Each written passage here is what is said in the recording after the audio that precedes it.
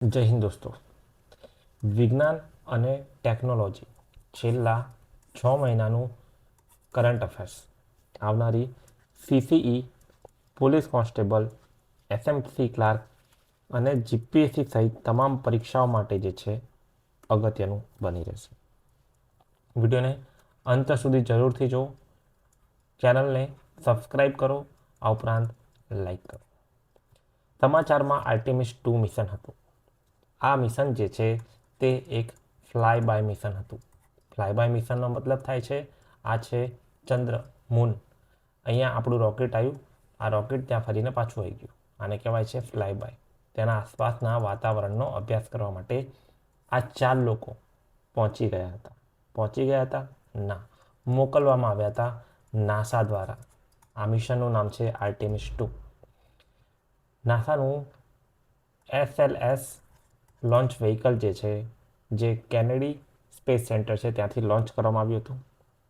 પછી તેમને પાછા તો લાવવાના હતા, તો ઓરિયન કેપ્સ્યુલમાં તેમને પાછા લાવવામાં આવ્યા. હવે આ કેપ્સ્યુલ જે છે કંઈક આ રીતનું હોય છે, જે પૃથ્વીના વાતાવરણમાં એન્ટર થાય છે અને તે પેસિફિક ઓશન એટલે કે પ્રશાંત મહાસાગરમાં ત્યાં લેન્ડ થાય છે. આ 4 લોકો જે છે આ કેપ્સ્યુલમાં હોય છે અને આની ઉપર જે છે પેરાશૂટ હોય છે, રાઈટ. તો આ એક સેફ લેન્ડિંગ થાય છે, પરંતુ બહુ એક ઇન્ટેન્સ મોમેન્ટ હોય છે આ, કે જ્યારે આ કેપ્સ્યુલ પૃથ્વીના વાતાવરણમાં એન્ટર થાય છે ત્યારે હજારો ડિગ્રી સેલ્સિયસ તાપમાન વધી જાય છે આની સપાટીનું. તો કેવી રીતે જે છે આ વસ્તુ પોસિબલ બને છે એની ક્યારેક આપણે પછી વાત કરીશું. અત્યારે વાત કરીએ એક્ઝામની. ચંદ્રનું મિશન હતું, નાસાનું મિશન હતું, 4 એસ્ટ્રોનોટ ગયા હતા અને 50 વર્ષ બાદ પ્રથમ માનવ સહિત ચંદ્ર મિશન જે છે કરવામાં આવ્યું. 50 વર્ષ પહેલાં જે છે અપોલો મિશન જે છે તે નાસાએ કન્ડક્ટ કર્યું હતું. હવે આર્ટેમિસ 2 હતું. આર્ટેમિસ 3 મિશન જે છે તેમાં ચંદ્ર પર માણસ ફરી એકવાર પગ મૂકશે. તો માત્ર યાદ રાખવાનું છે આર્ટેમિસ 2 મિશન. નેક્સ્ટ, અમરાવતી એટલે કે અહીંયા વાત થઈ રહી છે આંધ્રપ્રદેશની. કોની? આંધ્રપ્રદેશની. ક્વોન્ટમ કોમ્પ્યુટિંગ ફેસિલિટી વિકસાવવા માટે ફરી એકવાર તૈયાર થઈ ગયું છે. દેશની પ્રથમ સ્વદેશી ક્વોન્ટમ કોમ્પ્યુટિંગ સુવિધા જે છે તેની જાહેરાત કરવામાં આવી છે. ક્યારે? વિશ્વ ક્વોન્ટમ દિવસ 14 એપ્રિલના રોજ. કઈ જગ્યાએ? અમરાવતી, આંધ્રપ્રદેશ ખાતે. ત્યાંના CM ચંદ્રબાબુ નાયડુ જે છે તેમના દ્વારા જાહેરાત કરવામાં આવી છે. શું? કે ક્વોન્ટમ કોમ્પ્યુટિંગ ફેસિલિટી અમરાવતી ખાતે વિકસાવવામાં આવશે, જે દેશની પ્રથમ આ પ્રકારની સુવિધા હશે. તમને યાદ હોય તો ક્વોન્ટમ કોમ્પ્યુટિંગ જે છે તેની અંદર મૂળભૂત પાયાનો એકમ જે છે તેને કહેવાય છે ક્યુબિટ.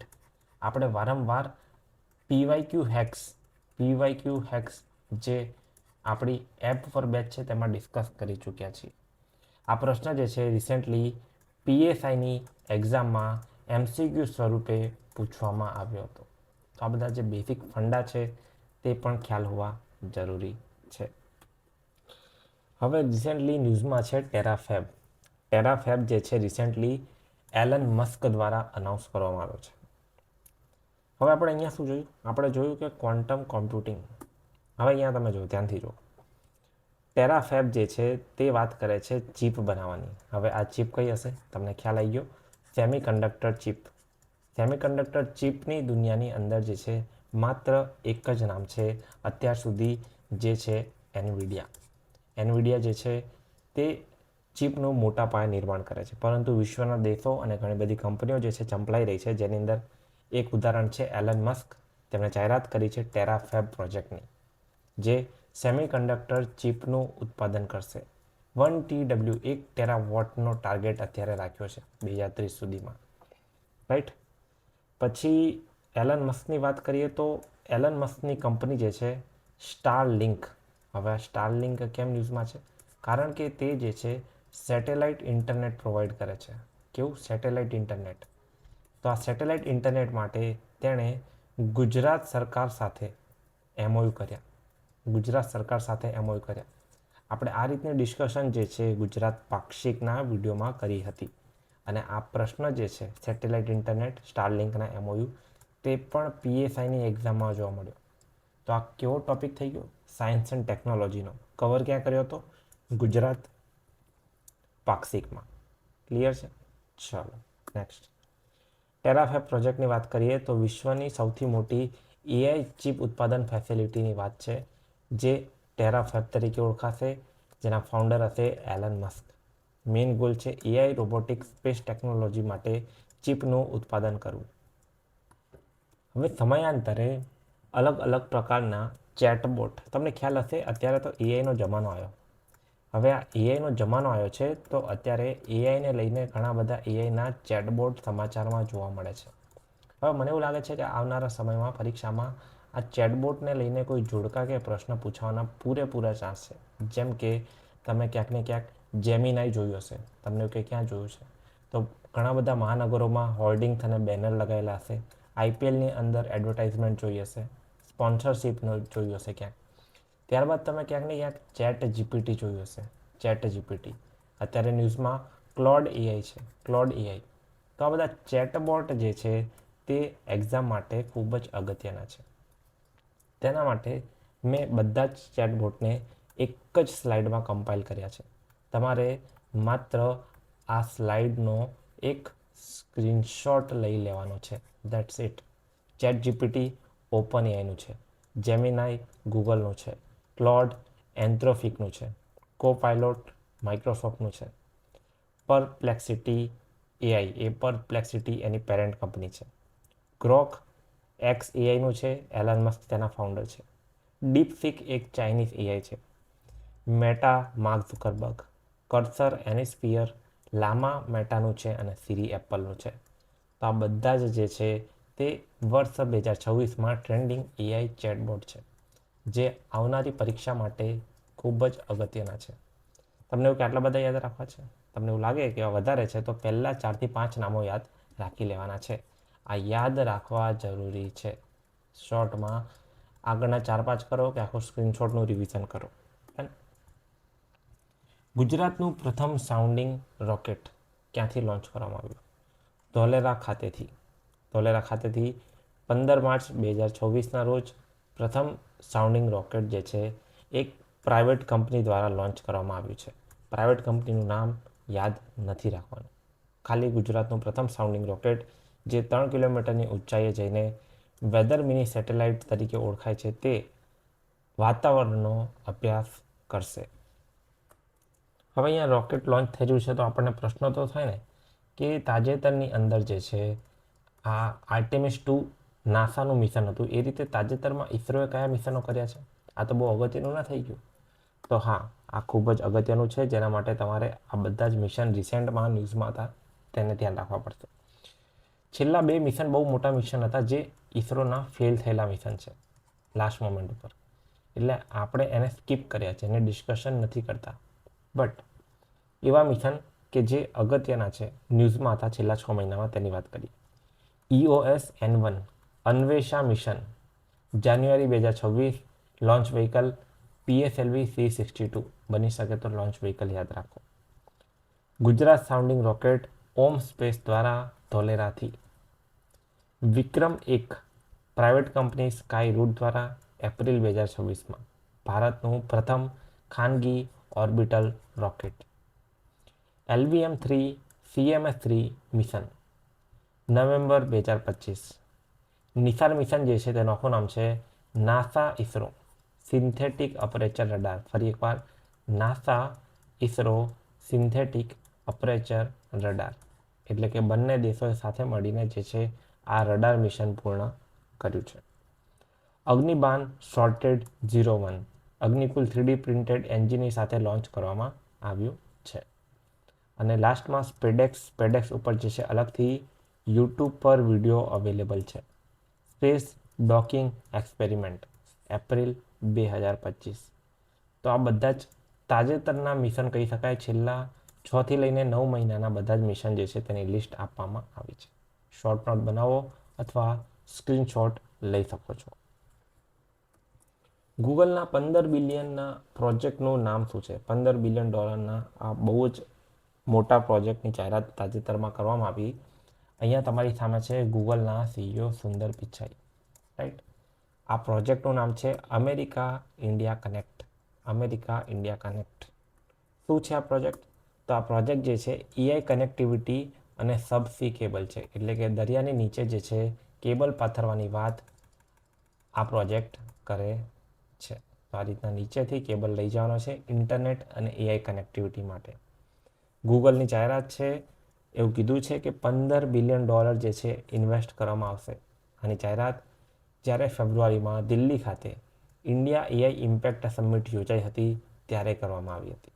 મેઇન ગોલ છે ભારત, અમેરિકા અને જે દક્ષિણ ગોળા છે, સદર્ન હેમિસ્ફિયર છે, તેને સબસી કેબલ દ્વારા જોડવામાં આવે.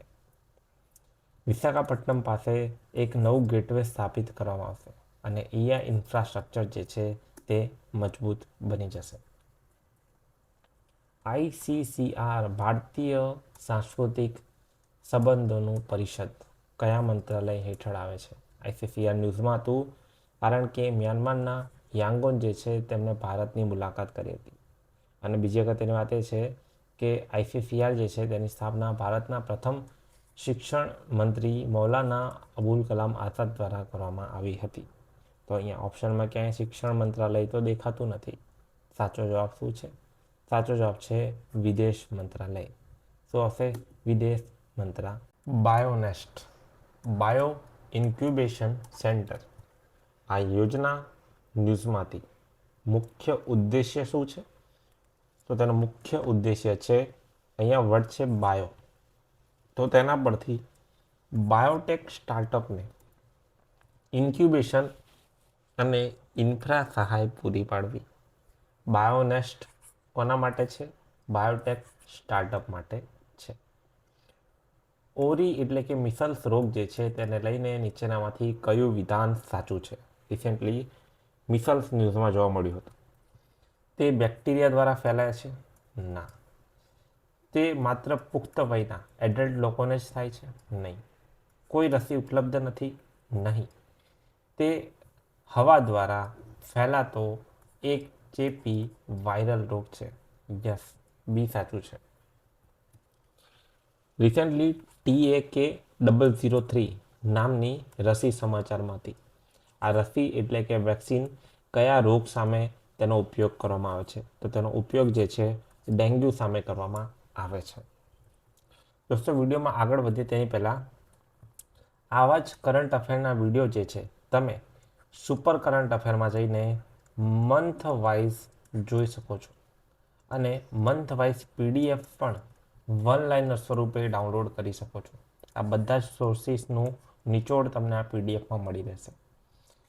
તો આ સુપર કરંટ અફેરમાં એનરોલ કરવા માટે એપ ડાઉનલોડ કરવી પડશે અને એપ ડાઉનલોડ કરવા માટેની લિંક નીચે કમેન્ટ સેક્શનમાં મળી રહેશે. આ ઉપરાંત ફ્રી કરંટ અફેર મેળવવા માટે ટેલિગ્રામ ચેનલ જોઈન કરો. ટેલિગ્રામ ચેનલની લિંક પણ તમને નીચે મળી રહેશે. આ સાથે જ સાયન્સ એન્ડ ટેકનોલોજીનો આ છે પાર્ટ 1. આ પાર્ટ 1 વિડીયો જો તમે ગમ્યો હોય તો કમેન્ટમાં જે છે થમ જરૂરથી પોસ્ટ કરો. વધુમાં વધુ થમ પોસ્ટ કરવામાં આવશે તો પાર્ટ 2નો વિડીયો જે છે તેને પણ ટૂંક સમયમાં અપલોડ કરવામાં આવશે.